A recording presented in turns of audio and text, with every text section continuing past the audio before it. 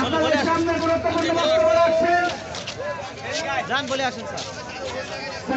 ছোট ভাই মোহাম্মদ রাকিব ইসলাম। সকলকে আমার সালাম, আসসালামু আলাইকুম। আমরা এখানে একটা দাবি নিয়ে এসেছি। আমরা সবাই জানি তো কিসের দাবি আমাদের। আমাদের দাবিটা কি?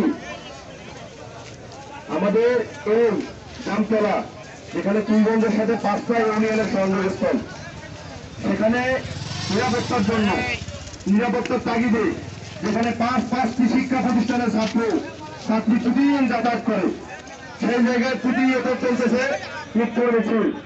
আমরা দেখতেছি সেদিন একটা বিগত আপনারা দেখবেন রক্তের ঢেউ এখানে হয়ে গেছে। আমরা কি রক্তের ঢেউ আর দেখতে চাই?